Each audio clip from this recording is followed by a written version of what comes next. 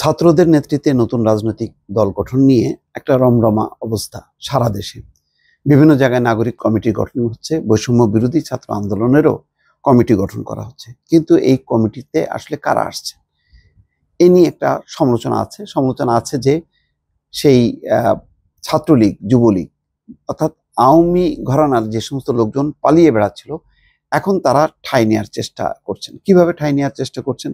তারা ঠাঁই চেষ্টা করছেন বিএনপিতে, জামাতে ইসলামীতে। সবচেয়ে বেশি তারা ঠাঁই খোঁজার চেষ্টা করছেন বৈষম্য বিরোধী ছাত্র আন্দোলন অথবা নাগরিক কমিটিতে। তাদের অনেকের ধারণা বর্তমানে ইউনূস সরকার হয়তো লম্বা সময় ক্ষমতায় আসবে, অথবা ক্ষমতার পট পরিবর্তন হলেও যারা ক্ষমতায় আসবেন তারা হচ্ছে এই শক্তি, নতুন এই শক্তির ভেতরে তারা ঢুকতে চাচ্ছে নিজেদের আত্মরক্ষার জন্য। সেই কারণে তারা লক্ষ লক্ষ, কোথাও কোথাও কোটি কোটি টাকাও তারা ঢালছেন, এমন অভিযোগ কিন্তু বিভিন্ন জায়গা থেকে পাওয়া যাচ্ছে। সেই যে অভিযোগের উঠছে, কানাঘুষা চলছে, তার একটা সত্যতা কিন্তু প্রকাশ পেল। যশোরে একটা ঘটনা ঘটেছে। যশোরে বৈষম্য বিরোধী ছাত্র আন্দোলনের সদস্য সচিব জেসিনার পদ স্থগিত।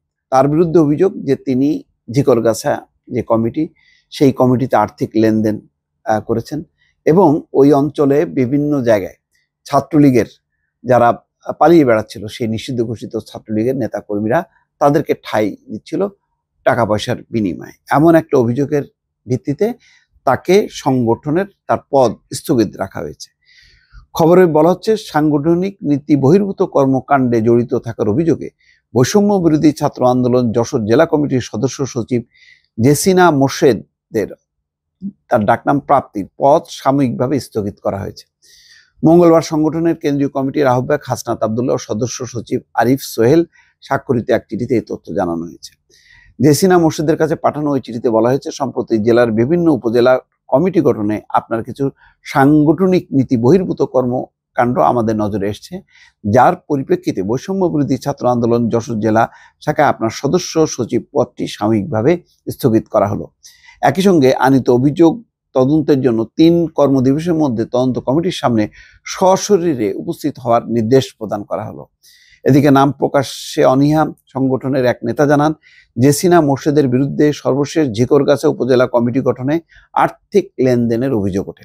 এছাড়া বিভিন্ন উপজেলায় কমিটিতে পদ নেওয়ার জন্য অর্থ লেনদেনের অভিযোগ আছে তার বিরুদ্ধে। এ বিষয়ে যশোর জেলার 58 জন নেতা স্বাক্ষরিত একটি লিখিত অভিযোগ সংগঠনের কেন্দ্রীয় নেতৃত্বের কাছে পাঠানো হয়। ওই অভিযোগের ভিত্তিতে সম্প্রতি যশোরে তদন্তে আসেন 2 কেন্দ্রীয় নেতা। প্রাথমিকভাবে তার অভিযোগের প্রমাণ তারা পেয়েছেন। জেসিনা মোর্শেদ বলছেন, আমি হোয়াটসঅ্যাপের মাধ্যমে চিঠিটি পেয়েছি। তদন্তের জন্য আমার কাছে জবাব চাওয়া হয়েছে। উপজেলা কমিটি গঠনে টাকা লেনদেনের বিষয়টি সত্য না। মূলত জেলা কমিটির আহ্বায়ক রাশেদ খান নিজের ইচ্ছামতো এক চিঠি এভাবে উপজেলা কমিটি গঠন করতে চান। প্রতিটি উপজেলায় গ্রুপিং আছে, তিনি এক পক্ষকে গুরুত্ব দিচ্ছেন, আমি সেটাতে বাধা দিচ্ছি।